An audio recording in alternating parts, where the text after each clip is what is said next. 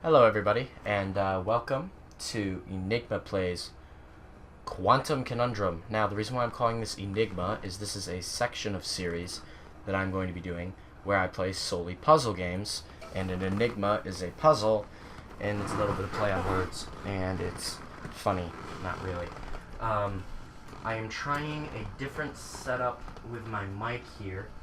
I have it in case you can hear me, I'm trying a different setup with my mic. It's actually closer to my body, so maybe my voice will come out a little clearer.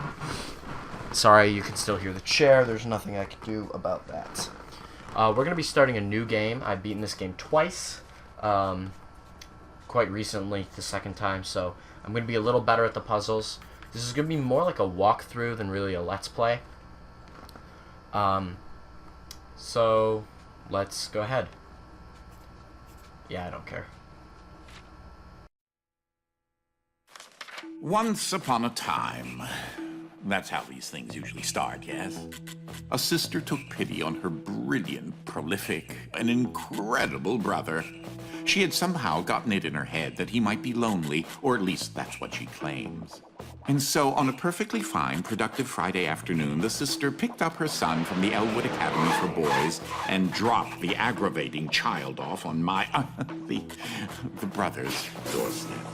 Now the boy had visited Quadrangle Manor on a few occasions. Each time was complete with a grand entrance from the brother, who was in fact a professor and inventor with a profound and soaring intellect. With each visit, the inventions he exhibited became more slick and cutting edge. The boy eagerly awaited the revealing of the professor's latest contrivance, but this, the most captivating of visits, started a bit differently.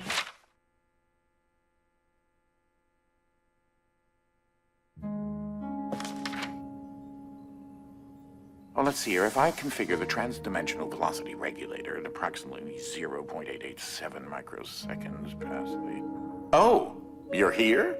I have the most incredible invention to show you this visit. Unfortunately, I'm a bit indisposed at the moment. If you take your luggage into the foyer, I will join you as soon as I can. Oh, you confounded machine. What was that?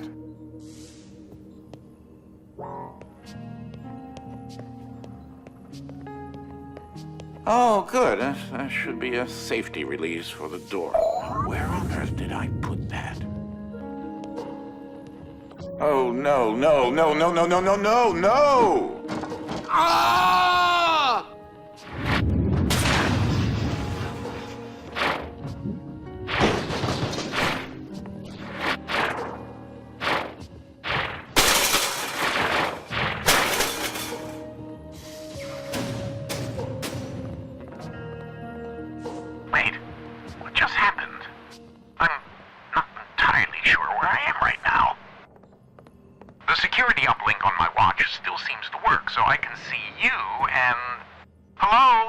You can hear me, right? Jump around a bit if you can.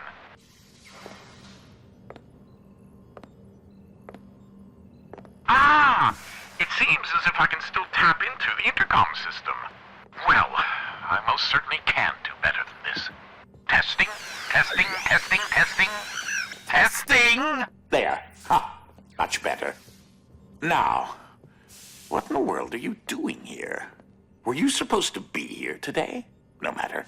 Well, judging from the current underwhelming amount of light in this room, we're still on backup power. My head is killing me. It seems as though I now possess a rather large epidural hematoma. A bump on the head. Do me and yourself a favor and head to the front hall. There's a way to restart the power grid. So I can finally explain after that intro. This game is a game about dimensions, and you must complete through each level by shifting dimensions and solving each room. It's been a while since I've started straight from the beginning. And the physics of this game are a little weird. You kind of almost skate across the ground. It's really interesting. You can pick items up, you can shift dimensions, and we'll get all into that later. But one really cool thing about this game is only like 1,200 points, so that's about $14. So let's head on through this room here and continue. Last I remember, I was in the new technology sector, and then I don't know.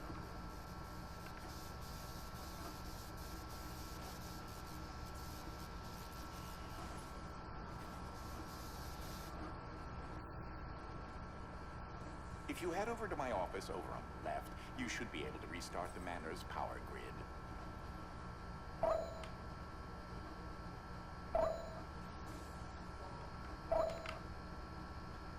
Throw that switch there. It should be the one. Well, that wasn't as effective as I'd hoped.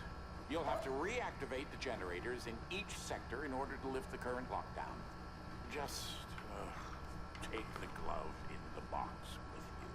Now, I wish you could see my facial expression right now, as I am not pleased. What you are holding is an early prototype of the interdimensional ship device, or IDS device for short. It's one piece of my latest invention that should come in handy. Get it? You know, because it's a glove.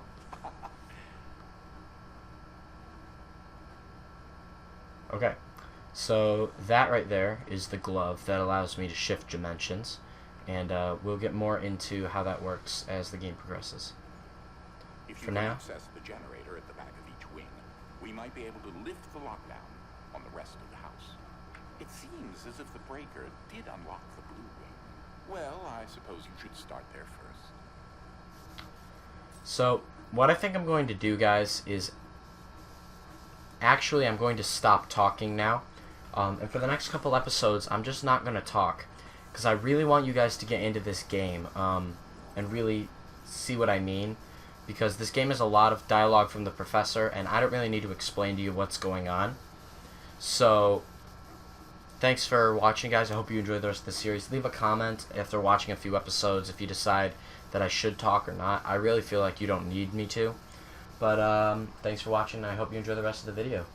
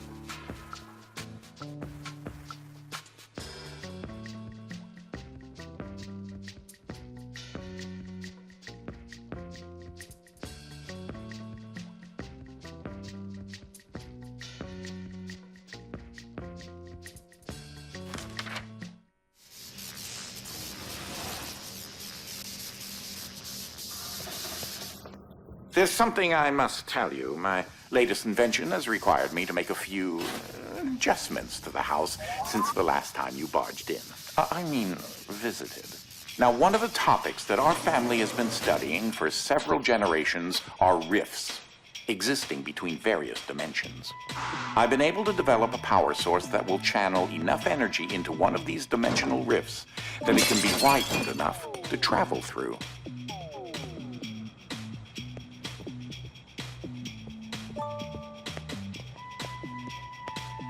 The glove controls the power source, which allows you to travel to whichever dimension has rifts in the area. You won't have control over the ability to switch dimensions yet. Just be patient. This door is using one of my inventions, the repetitive, periodic, articulating gruidae, or a drinking bird, except it's far more advanced.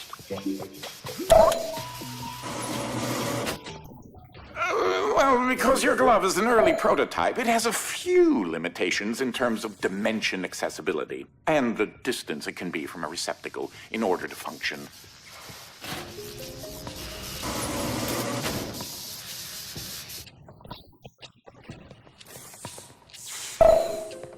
This is such an early experiment with dimensional shifting, so I decided to have it triggered remotely with the drinking bird.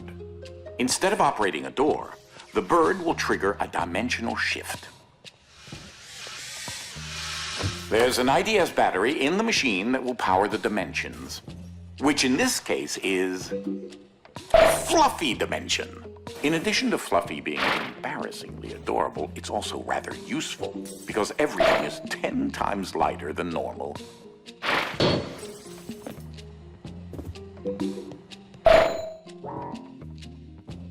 Though that looks like a regular scale, it is in fact a portable kinetic mass-to-electricity converter. There's that lovely bird again. Sometimes I call him Desmond. Something to note. Since you're holding a version of the IDS device, you, in fact, are not the you in an alternate dimension. Let me try that again. You remain constant, so no matter the dimension, your mass, shape, speed, and trying personality remain the same. You should throw that IDS battery into the receptacle mounted on the wall. That receptacle will distribute the power source around the room, allowing you to now use your IDS device to switch dimensions at your leisure.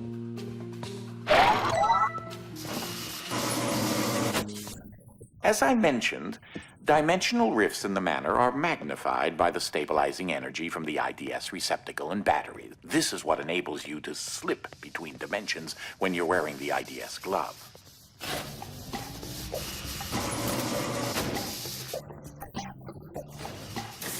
Ah, that's Dolly, Dynamic Object Linear Ligation Interface. To you, a cloning device. I like my house just so. So I decided to add functionality to her to keep everything consistent. I'll need to tune that later.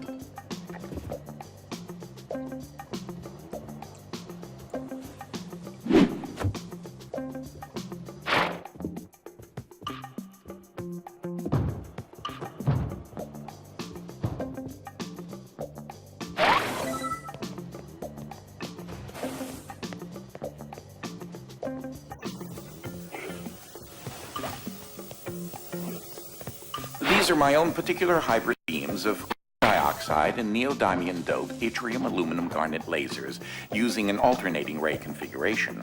Gives them an extra kick.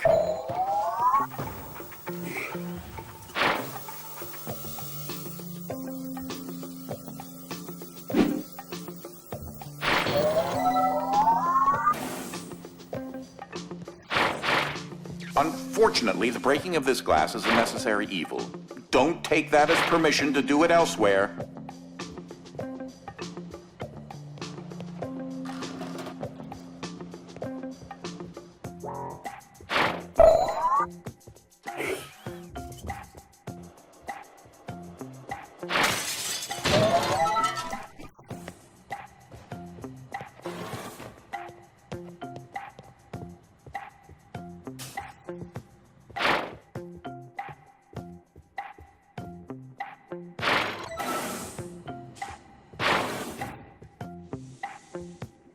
Oh, that creature there is an interdimensional kinetic entity, or Ike.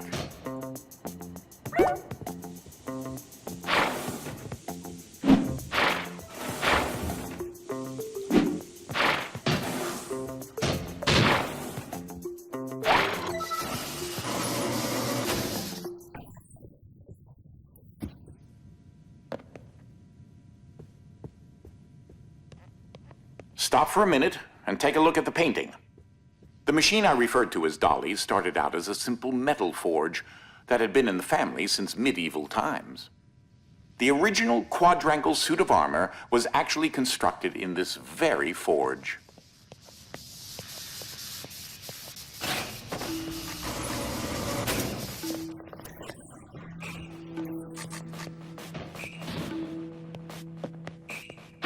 In case you're wondering, you turned on the fan. Please say that you don't need me to explain that to you.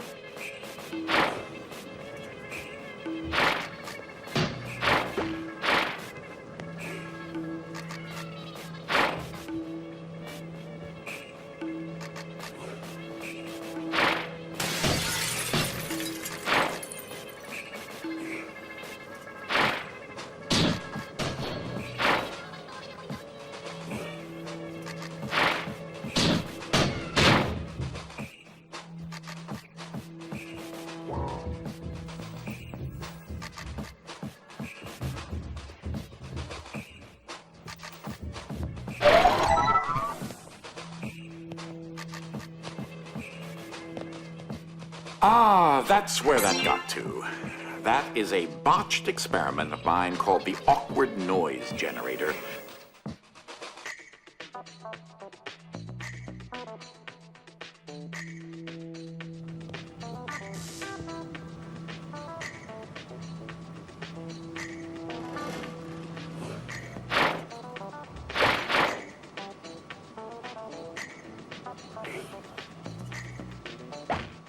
In case you're wondering, you turned on the fan. Please say that you don't need me to explain that to you. Standard issue conveyor belts. So much easier than carrying things yourself.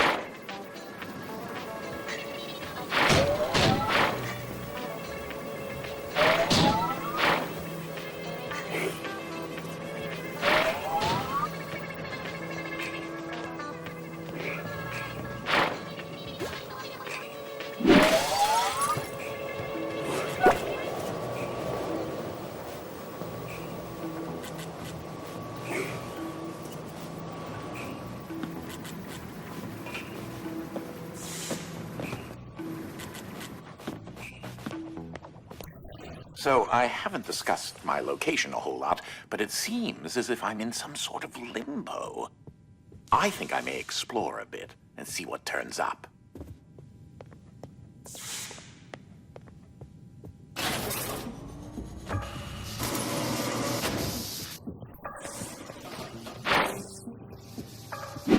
Why? Well, at least avoid impaling yourself horribly. It's bad enough the glass needs to be tightened up.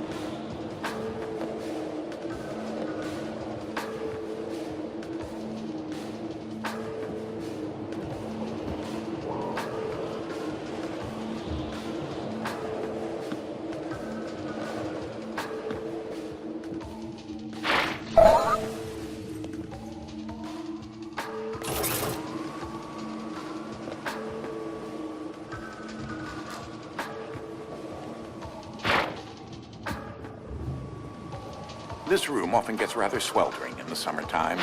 Air circulation is very important.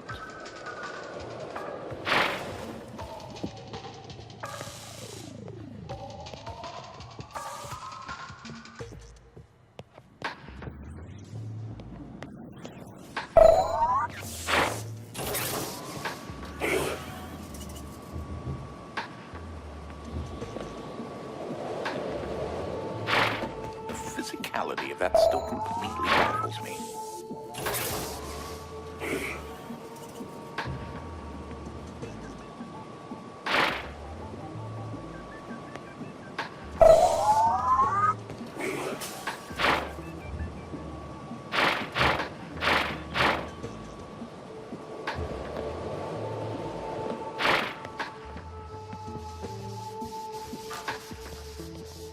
Oh, yes. With these specifications, you should be able to recreate several objects in the research and development lab adjacent to my office.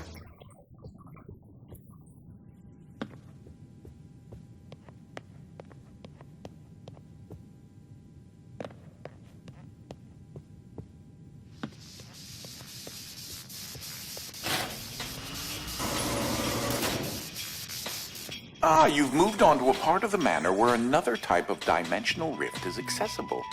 This is the gravid Wolfram dimension, or heavy for short. This dimension is in direct opposition to the fluffy dimension and will make things 10 times heavier.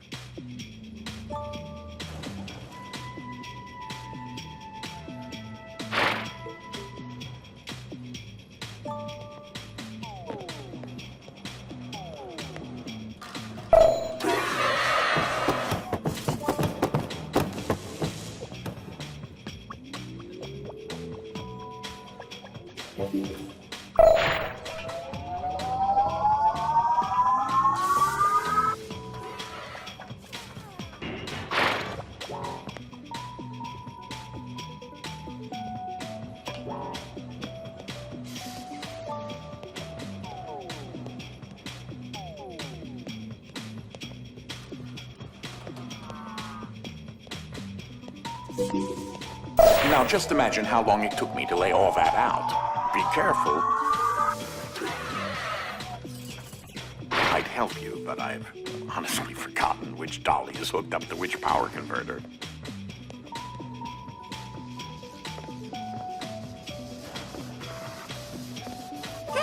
He's a bit on the shy side. Give him some time to get used to you. Some dimensions are tightly bound together, like the one we're in right now, and also the fluffy and heavy dimensions.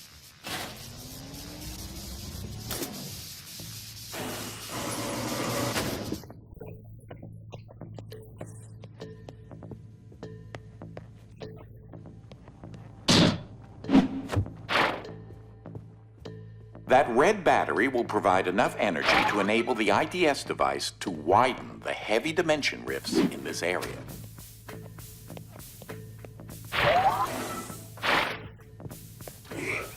It appears this dolly got stuck on an infinite loop. How unfortunate.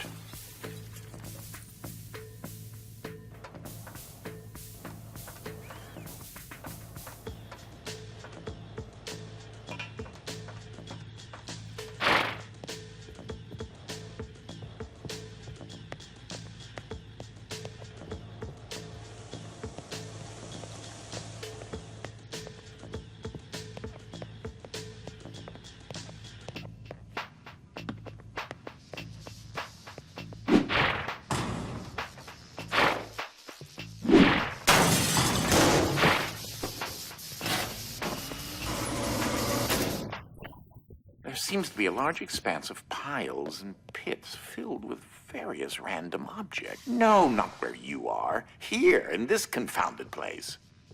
Are those hard candies? They're a little fuzzy. Ugh. Pleasant. With the increased density and higher melting points of items in heavy dimension, quadrangle laser beams are rendered rather ineffectual.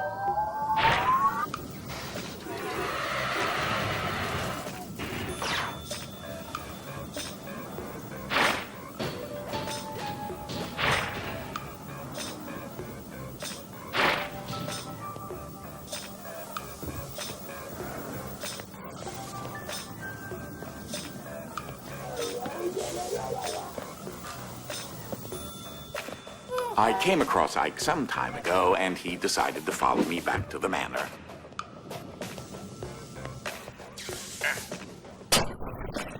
I believe Ike stole these and hid them at one point. He's rather fond of shiny objects.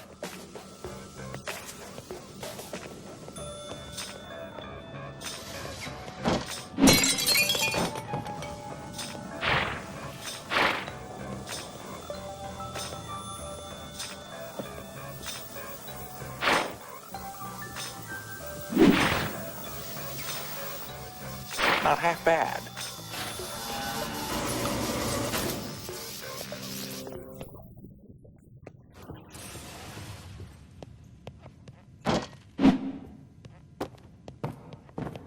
This was once the family cat, Lord Widget Pompadour Fluffington IV, or Widget the First.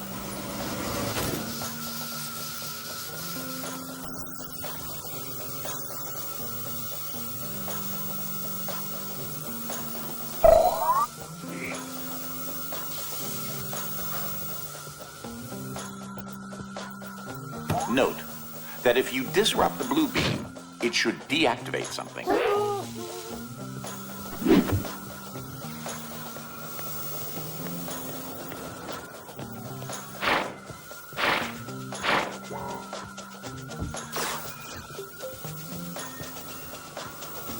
I'm not entirely sure how many BEDs of radiation that emits. Hope you're not looking to have children.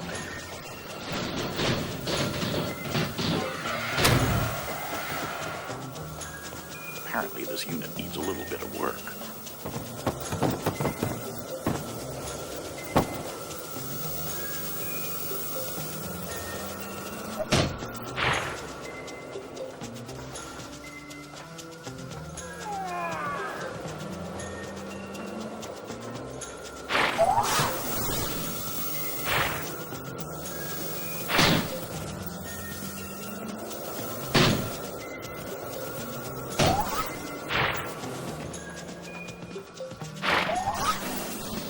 So, don't tell Ike, but that painting really unnerves me. He looks like an evil wombat. I keep wanting to take it down, but he won't let me.